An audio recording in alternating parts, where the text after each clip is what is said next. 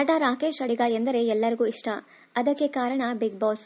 ಹೌದು, ಕಳೆದ ವರ್ಷ ಪ್ರಸಾರವಾಗಿದ್ದ ಬಿಗ್ ಬಾಸ್ ಶೋನಲ್ಲಿ ನಟ ರಾಕೇಶ್ ಅಡಿಗ ಭಾಗವಹಿಸಿದ್ದರು. ರಾಕೇಶ್ ಅಡಿಗ ಕನ್ನಡ ಚಿತ್ರರಂಗದಲ್ಲಿ ನಟ ಮತ್ತು ಗಾಯಕರಾಗಿ ಸಕ್ರಿಯರಾಗಿದ್ದಾರೆ.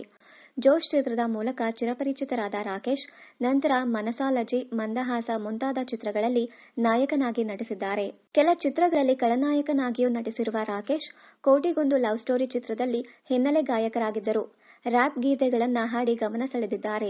ಬಿಗ್ ಬಾಸ್ ಕನ್ನಡ OTT ಶೋನಲ್ಲಿ ಭಾಗವಹಿಸಿ ಬಳಿಕ ಮುಂದುವರೆದು ಸೀಸನ್ 9ರಲ್ಲಿ ರನ್ನರ್ ಅಪ್ ಆದವರು ರಾಕೇಶ್ ಅಡಿಗ.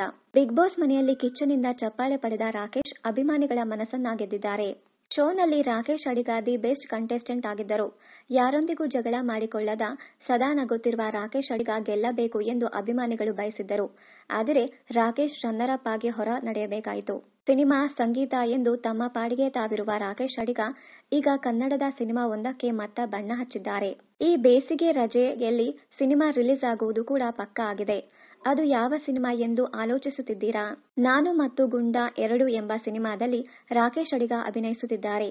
ಈ ಚಿತ್ರ ಪುಟಾಣಿಗಳಿಗೆ ಹೆಚ್ಚು ಇಷ್ಟವಾಗಲಿದ್ದು, ಇದಕ್ಕೋಸ್ಕರವೇ ಬೇಸಿಗೆ ರಜೆಯಲ್ಲಿ ಸಿನಿಮಾವನ್ನ ರಿಲೀಸ್ ಮಾಡಲು ಚಿತ್ರತಂಡ ಆಯೋಜಿಸಿದೆ. ಸದ್ಯ ಇನ್ನು ಚಿತ್ರದ ಶೂಟಿಂಗ್ ಮುಂದುವರಿಯಲಿದೆ.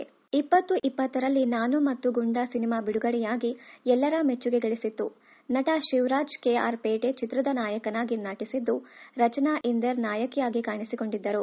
ಅದೇ ಟೈಟಲ್ನಲ್ಲಿ ಹೊಸ ಸಿನಿಮಾ ಬರ್ತಿದೆ. ಈ ಸಿನಿಮಾವನ್ನ ಕೂಡ ರಘು ಹಾಸನ್ ಅವರೇ ನಿರ್ದೇಶನ ಮಾಡುತ್ತಿದ್ದಾರೆ. ಇದರ ನಾಯಕ ನಟರಾಗಿ ರಾಕೇಶ್ ಅಡಿಗ ಎಂಟ್ರಿ ಕೊಟ್ಟಿದ್ದಾರೆ. ಇದರಲ್ಲಿ ರಾಕೇಶ್ ಆಟೋ ಡ್ರೈವರ್ ಶಂಕರನ ಪುತ್ರನ ಪಾತ್ರದಲ್ಲಿ ಕಥೆಯನ್ನ ಮುಂದುವರಿಸಲಿದ್ದಾರೆ. ಈಗಾಗಲೇ ಬೆಂಗಳೂರು, ಶಿವಮೊಗ್ಗ, ತೀರ್ಥಹಳ್ಳಿ, ಶೃಂಗೇರಿಯಲ್ಲಿ ಚಿತ್ರದ ಶೂಟಿಂಗ್ ನಡೆದಿದೆ. 45 ದಿನಗಳ ಚಿತ್ರೀಕರಣ ಮುಗಿದಿದ್ದು, ಇನ್ನೊಂದು ವಾರದ ಶೂಟಿಂಗ್ ಊಟಿಯಲ್ಲಿ ನಡೆಯಲಿದೆಯಂತೆ. ಈ ಚಿತ್ರದಲ್ಲಿ ರಾಕೇಶ್ ಅವರೊಂದಿಗೆ ಅವಿನಾಶ್ ಮುಖ್ಯ ಭೂಮಿಕೆಯಲ್ಲಿದ್ದಾರೆ.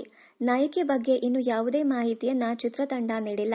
ಇದರಲ್ಲಿ ಪ್ರಮುಖವಾಗಿ ಸಿಂಬಾ ಮತ್ತು ಬಂಟಿ ಎಂಬ ಶ್ವಾನಗಳು ಕಾಣಿಸಿಕೊಳ್ಳಲಿವೆ. ಮೊದಲ ಚಿತ್ರ ತೆಲುಗು ಹಾಗೂ ಹಿಂದಿಯಲ್ಲಿ ಡಬ್ ಆಗಿ ರಿಲೀಸ್ ಆಗಿತ್ತು. ಈ ಬಾರಿ 3+2 ಅಂದರೆ ಮಲಯಾಳಂ ಹಾಗೂ ತಮಿಳಿನಲ್ಲಿಯೂ ಬಿಡುಗಡೆ ಮಾಡಲು ಚಿತ್ರತಂಡ ಯೋಜನೆ ರೂಪಿಸಿದೆ. ಇನ್ನಷ್ಟು ಕನ್ನಡ ಧಾರಾವಾಹಿ, ಸಿನಿಮಾ ಹಾಗೂ ಬಿಗ್ ಬಾಸ್ ಕನ್ನಡ ಸೀಸನ್ 10ರ ಡೈಲಿ ಅಪ್ಡೇಟ್ಸ್ಗಾಗಿ ಚಾನೆಲ್ ಅನ್ನ ಸಬ್ಸ್ಕ್ರೈಬ್ ಮಾಡಿ. Thank you.